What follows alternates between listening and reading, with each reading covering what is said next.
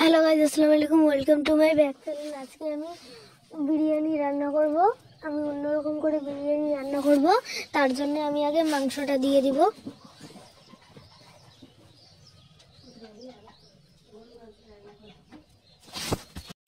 পেঁয়াজ, রসুন আর লঙ্কাটা দিয়ে দিলাম। এখন আমি হলুদটা দিয়ে দিব। এখন মশলাটা দিয়ে দিব। এখন আমি লঙ্কার গুঁড়োটা দিয়ে দিব। দিয়ে নুনটা দিব। নুনটা দিয়ে তেলটা দিব। তেলটা দিয়ে মাখামাখি করব। দেখো ভালো করে মাখামাখি হয়ে গেছে। এখন আমি পোলাও চাল দিয়ে বিরিয়ানি রান্না করব। তার জন্য আমি আগে তেল আর পেঁয়াজটা নাড়ানাড়ি করবো। এই দেখো পোলাও চালটা ভালো করে ধুয়ে দিয়েছি, আর এখানে তেজপাতাটাও দিয়েছি। দিয়ে ভালো করে নাড়াচাড়া করবো। লাল লাল হয়ে গেলে দিয়ে দিব।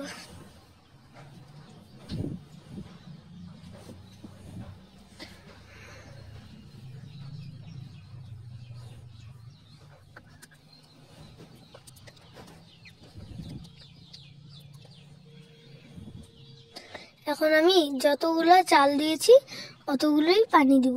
পানি দিয়ে একটু আগে নাড়াচাড়া করব। এখানে দিয়ে দিলাম হলুদ, নুন দিয়ে নাড়াচাড়া করব। একটু নাড়াচাড়া করার পরে দিয়ে দেব।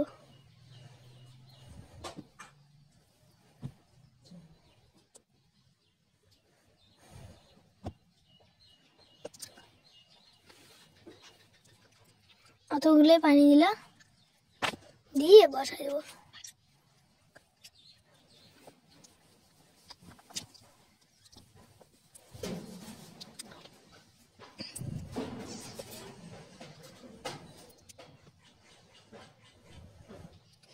দেখো কি সুন্দর হয়েছে।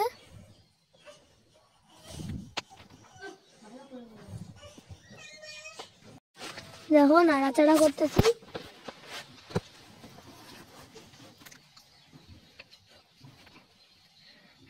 দেখো মাংসটা অনেকটাই হয়ে গেছে।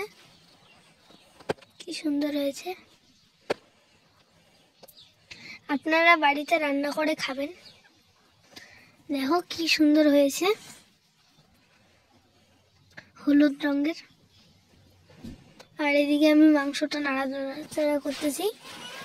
আমাদের বাড়িতে অনেকেই এগুলা খাবার খায় না, তার জন্য আমরা অল্প একটু মাংস দিয়ে আমাদের বিরিয়ানিটা রান্না করব, আর অল্প একটু মাংস আমরা খাবো।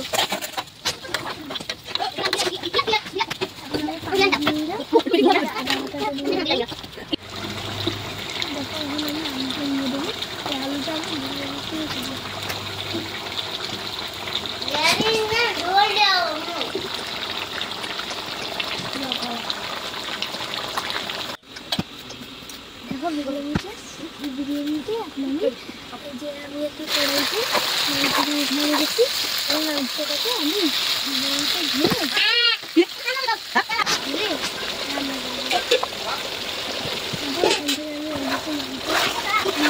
আমি আপনাদেরকে দেখাবো। দেখো আমি এখানে পানি দিয়ে দিয়েছি। দেখো ফুটে এসেছে। এখন নামা হয়ে গেছে আমার।